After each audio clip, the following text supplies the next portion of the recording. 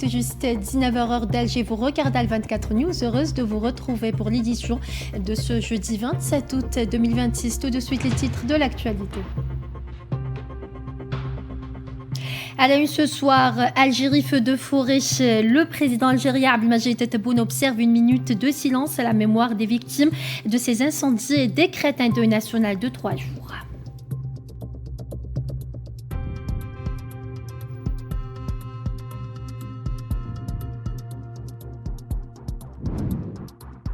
Les relations algéro-nigériennes connaissent une dynamique soutenue qui se traduit par l'intensification de la concertation politique. Le président algérien Abdelmadjid Tebboune reçoit le premier ministre nigérien. Les détails dans ce journal.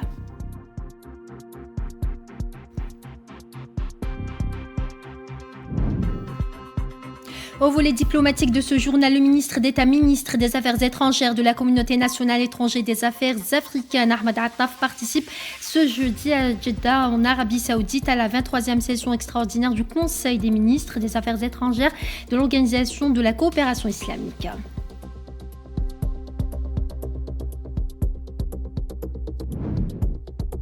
Et puis, escalade au Moyen-Orient, les pourparlers de paix restent au point mort. Après 6 mois de guerre, on fait le point dans ce journal.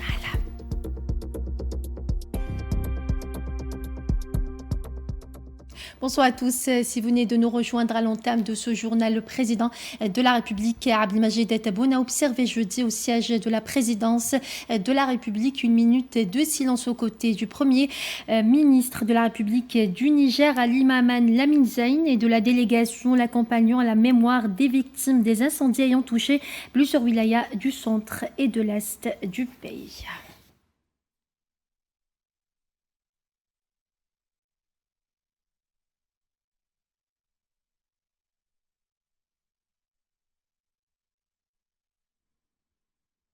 Et le président de la République algérienne, Abdelmadjid Tebboune, a décrété un deuil national de 3 jours à compter de ce jeudi à la suite du décès de plusieurs citoyens dans les incendies qui se sont déclarés dans les wilayas du centre et de l'est du pays. Suite à cette douloureuse épreuve, je décrète un deuil national de 3 jours avec mise en berne de l'emblème national sur l'ensemble du territoire national et annulation de toutes les manifestations festives et compétitions sportives nationales durant cette période, litant dans le message de condoléances adressé par le président de la République algérienne aux familles des victimes des incendies survenus dans le pays.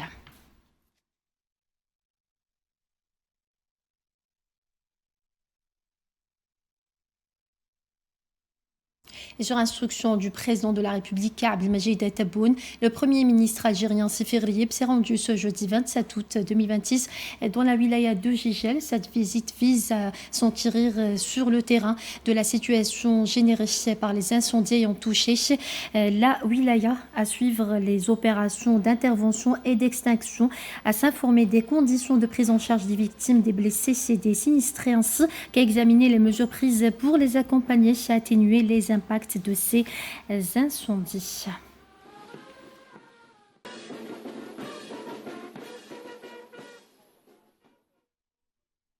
Et toujours sur instruction du président de la République algérienne, Abdelmadjid Tebboune, le ministre algérien de l'Intérieur, des collectivités locales et des Transports, Saïd Saïoud, est arrivé ce jeudi à l'aube dans la wilaya de Jijel afin de constater de visu la lutte contre des incendies de forêt et de s'enquérir de l'état de santé des blessés et de leurs conditions de prise en charge. Le ministre a exprimé sa vive émotion et son immense tristesse face aux pertes humaines enregistrées, présentant ses sincères condoléances et sa profonde compassion aux familles des victimes. Pour rappel, Saïd Saïoud s'est rendu mercredi soir à l'hôpital de Soukhtnine dans la wilaya de Béjaïa en compagnie du ministre algérien de la Santé, Mohamed Sadiq Aït Massoudane, pour s'enquérir des conditions de prise en charge des blessés et des personnes touchées par les incendies qui ont affecté les forêts de la région. Au nom du président de la République, j'adresse mes sincères condoléances à toutes les familles qui ont perdu l'un des leurs. Nous prions Dieu de leur accorder sa sainte miséricorde et de les accueillir dans son vaste paradis. Je saisis également cette occasion pour souhaiter un prompt rétablissement à tous les sinistrés et aux personnes touchées par ce drame, en espérant qu'ils puissent quitter les établissements hospitaliers dans les plus brefs délais. Et toujours selon le ministre de l'Intérieur, le président algérien réaffirme son soutien indéfectible aux familles touchées par les incendies. À travers vous, je voudrais rassurer toutes les familles touchées par ces incendies. L'État algérien et Monsieur le Président de la République demeurent engagés à rester aux côtés des filles et des fils de ce pays dans de telles circonstances. L'État prendra pleinement en charge les sinistrés afin de permettre à tous nos enfants blessés de guérir et de reprendre le cours d'une vie normale dans les plus brefs délais. Par ailleurs, j'affirme que les services de sécurité ouvriront des enquêtes approfondies pour déterminer les causes de ce drame, compte tenu de la gravité de la catastrophe et du nombre élevé d'incendies déclenchés simultanément dans plusieurs wilayas. Et toujours en Algérie, les services de la protection civile poursuivent sans relâche leur opération d'extinction des incendies de végétation à travers le territoire national, mobilisant d'importants moyens terrestres et aériens. À 17h, le bilan global fait état de 131 foyers d'incendie enregistrés grâce aux interventions des équipes de secours. 56 incendies ont pu être maîtrisés, c'est complètement éteint, tandis que 75 foyers restent toujours actifs et sous surveillance renforcée.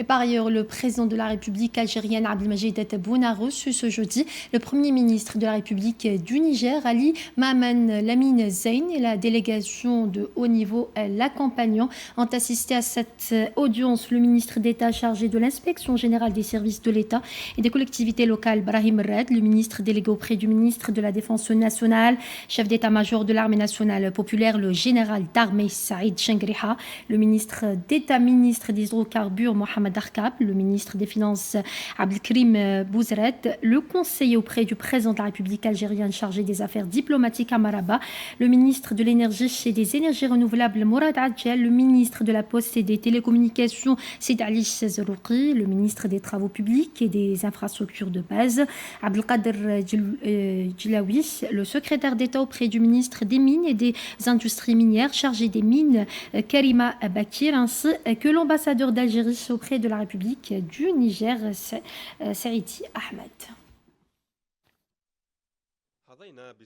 Nous avons été reçus par le président de la République, M. Abdelmajid Tebboune. C'est un grand honneur pour nous. Comme vous le savez, l'Algérie et le Niger sont des pays voisins, deux pays frères et amis. Monsieur le président de la République du Niger, le général d'armée Abdelrahman Tiani, nous a chargé d'exprimer sa profonde amitié et fraternité à son frère et ami, le président Tebboune. La rencontre était l'occasion d'exposer ce qui a été réalisé comme projet commun, d'évaluer l'état de leur avancement et de tracer des perspectives pour les prochaines étapes. Aussi, cette rencontre était une étape importante pour notre délégation. Je voudrais souligner l'état de disposition de tous les ministres des secteurs concernés que nous avons rencontrés lors d'une réunion présidée par le Premier ministre. Je voudrais réaffirmer aussi que nos deux pays ont fait le choix de valoriser les richesses qu'Allah a mis à notre disposition.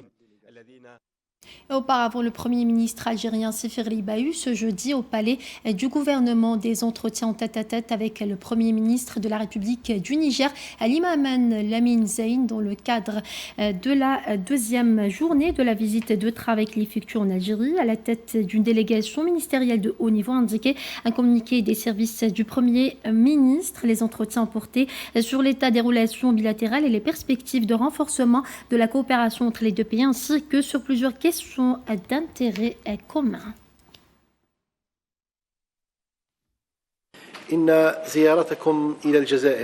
Votre visite en Algérie, quelques jours seulement après la visite que j'ai eu l'honneur d'effectuer dans votre pays frère pour présider à vos côtés la cérémonie de lancement des travaux du forage du puits d'exploration sur le champ pétrolier Kafra, incarne la dynamique sans précédent qui caractérise nos relations bilatérales. Ces relations connaissent une phase de développement et d'élargissement accéléré dans divers domaines d'intérêt commun grâce à la volonté politique commune du président de la République, M. Abdelmajid Tebboune, et de son frère, son Excellence, le général de corps d'armée Abdelrahman Tiani, président de la République du Niger, sœur. Les dirigeants de nos deux pays ont exprimé cette forte volonté à travers leurs directives visant à hisser les relations bilatérales au niveau des aspirations des deux peuples frères, et ce, à l'occasion de la visite de son Excellence le président Tiani en Algérie en février dernier. La volonté commune de parvenir à cet objectif s'est également manifestée à travers la supervision directe et personnelle ainsi que le suivi rigoureux dont ils ont entouré le processus de coopération bilatérale, ce qui a permis d'insuffler une dynamique croissante à la mise en œuvre des accords et à la réalisation des projets concrets convenus lors de la deuxième session de la grande commission mixte algéro-nigérienne en mars 2026.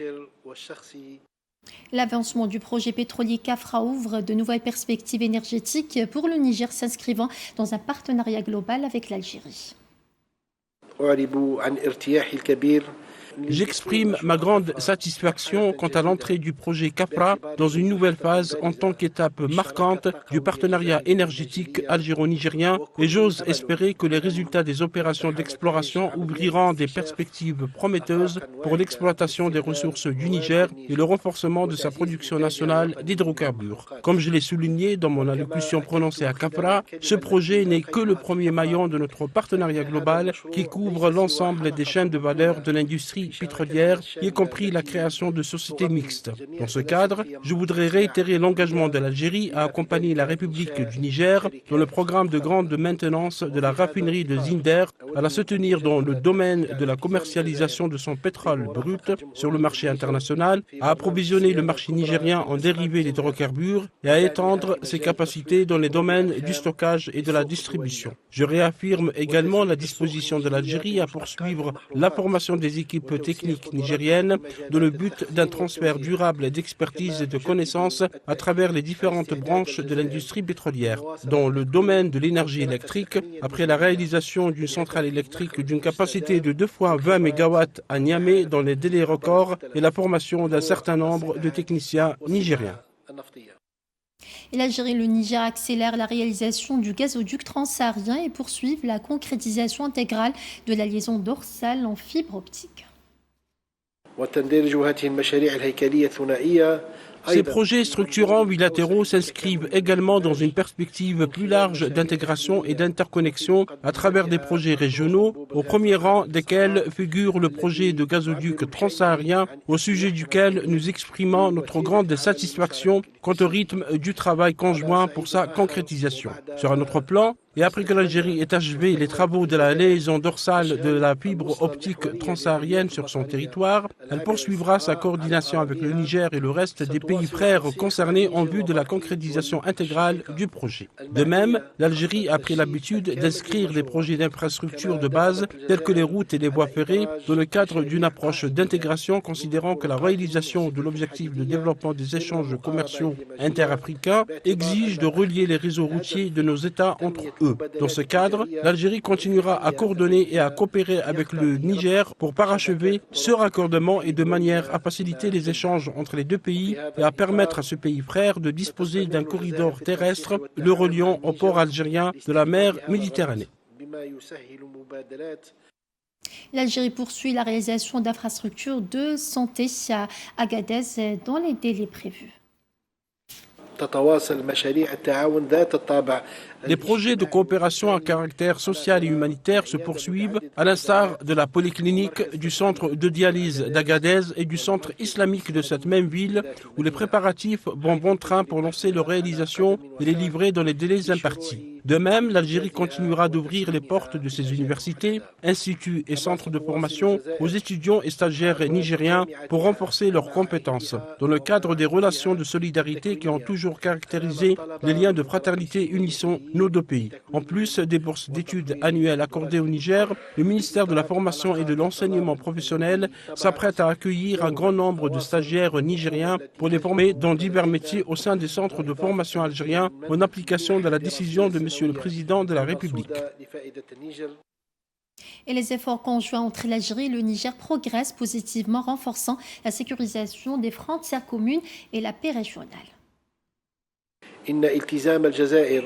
L'engagement de l'Algérie à soutenir le développement dans la région et à renforcer la coopération dans divers domaines concrétise sa profonde conviction que la construction d'un espace de prospérité partagée doit reposer sur le renforcement des capacités de nos pays, en particulier dans les secteurs stratégiques qui bénéficient d'une attention particulière au sein de cette approche globale, compte tenu de leur rôle dans la réalisation de la sécurité et de la stabilité. Je ne manquerai pas à cette occasion de saluer avec satisfaction les étapes importantes que connaît la coopération entre l'Algérie et le Niger dans le domaine de la défense et de la sécurité, ainsi que ses retombées positives sur les efforts de sécurisation des frontières et de consolidation de la paix et de la stabilité dans l'ensemble de la région. Dans ce cadre, et en exécution des instructions de Monsieur le Président de la République, chef suprême des forces armées, ministre de la Défense nationale, un don composé de 4 hélicoptères et d'équipements militaires a été remis le 9 août dernier au Niger. Cette opération s'inscrit dans le prolongement de la contribution de l'Algérie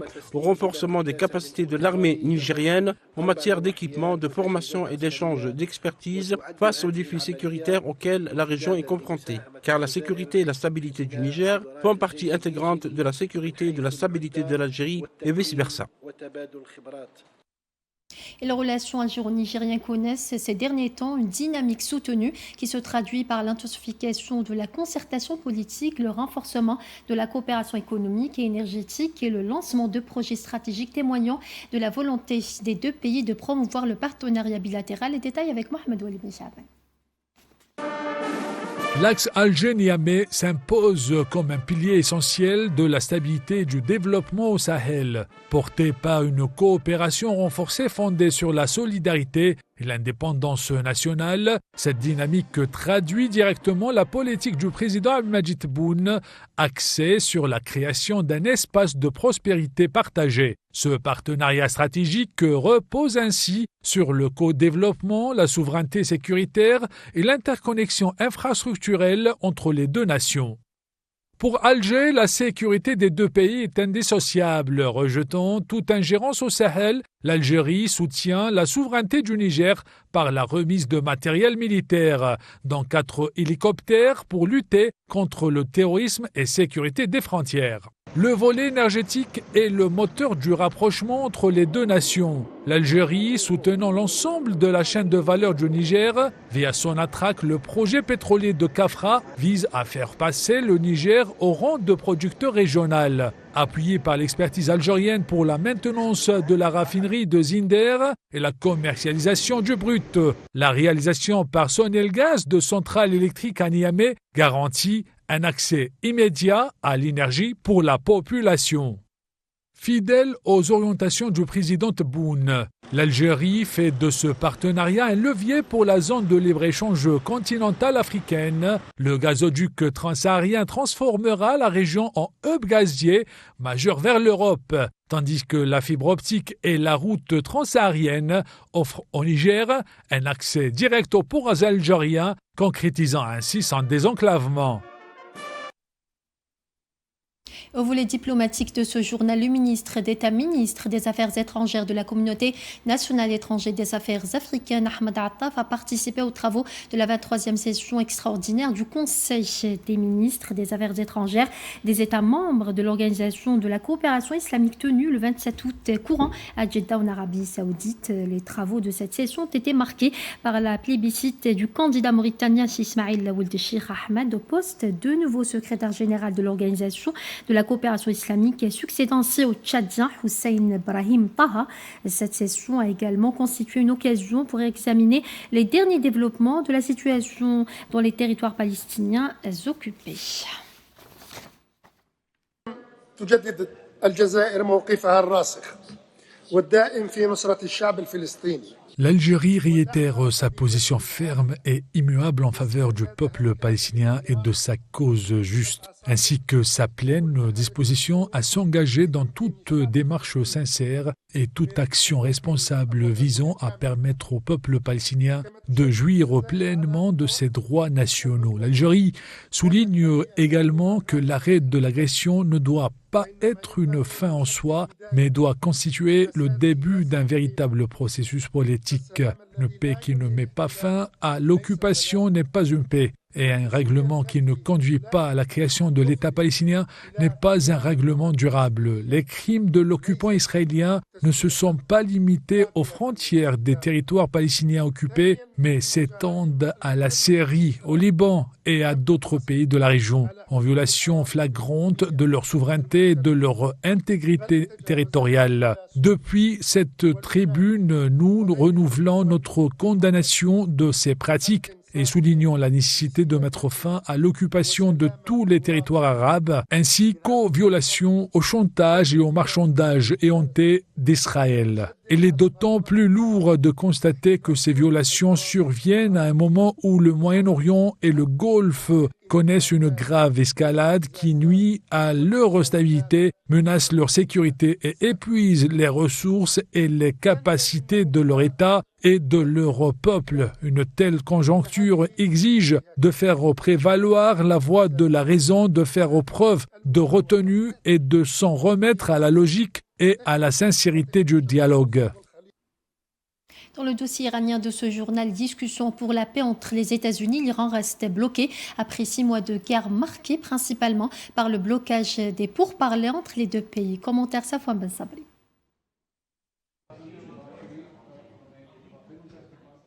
Les pourparlers irano-américains au point mort. 6 mois après le début du conflit, les lignes de front sont figées alors que l'économie mondiale reste tributaire de ce point chaud de la géopolitique. Malgré l'ébauche d'un protocole d'accord signé en juin, toutes les initiatives de médiation ont échoué. Des deux côtés de la table des négociations, les positions restent fermes et difficilement conciliables. Les points de blocage majeurs sont multiples. Le détroit d'Ormuz reste le point de discorde majeur. Cette artère mondiale de l'énergie reste contrôlée et bloquée par Téhéran. Washington exige que tout accord doit inclure la libre circulation, alors que l'Iran souhaite d'abord une fin totale de la guerre et la levée du blocus maritime pour rouvrir le détroit. Au sein des deux capitales, différents courants vis-à-vis de la guerre cohabitent. À Washington, l'opinion publique nationale est majoritairement opposée à la guerre contre l'Iran. Républicains et démocrates ont déjà critiqué l'enlisement américain au Moyen-Orient. À Téhéran, le corps des gardiens de la révolution souhaite maintenir une ligne dure à l'encontre des États-Unis. Il considère toute concession faite à Washington comme une retraite stratégique. Le pouvoir exécutif, représenté par le président iranien, est lui sur une ligne plus modérée. Massoud Pezeshkian a déjà déclaré que l'Iran ne pouvait pas continuer la guerre éternellement. Il souhaite mettre fin à une situation à mi-chemin entre la guerre et la paix.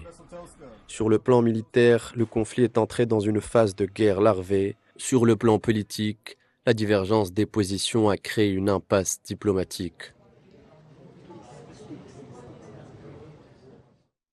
Le Premier ministre du Qatar, Mohammed bin Abdelrahman bin Jassim Al Thani, s'est rendu à Téhéran jeudi 27 août dans le but de relancer la diplomatie après que les États-Unis et l'Iran se soient mutuellement accusés au sujet de la menace de Washington d'accroître la pression économique, une initiative qu'un responsable iranien a qualifiée de guerre économique totale. Cette visite intervient alors que la guerre s'approche de son 6e mois, les combats étant largement apaisés, mais aucune avancée diplomatique n'est en vue.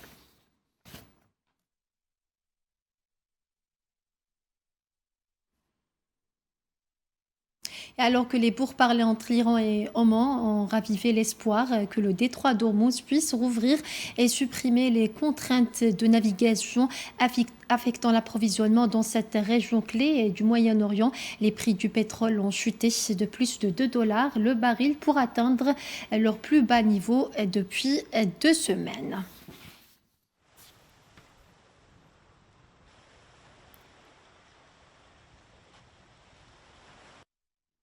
Abbas Araghchi, ministre iranien des Affaires étrangères, a condamné mercredi les États-Unis pour avoir mené une opération de terrorisme économique contre l'Iran. Dans une lettre adressée aux Nations Unies, Araghchi a exprimé la position de l'Iran sur le terrorisme économique américain, soulignant que l'ONU et la communauté internationale ont la responsabilité tant juridique que morale de condamner les actes criminels illégaux du gouvernement américain.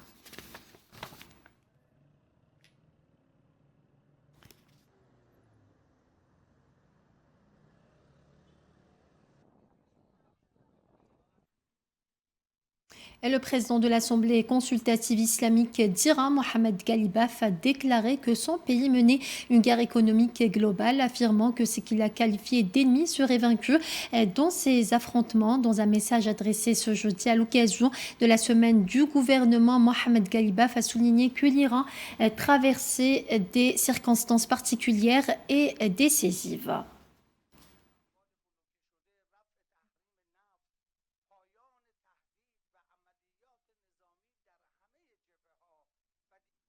Un ancien commandant du corps des gardiens de la révolution islamique iranienne a déclaré que les États-Unis devaient s'attendre à une réponse ferme à leurs dernières sanctions, avertissant que l'Iran avait la capacité de fermer le détroit d'Ormuz.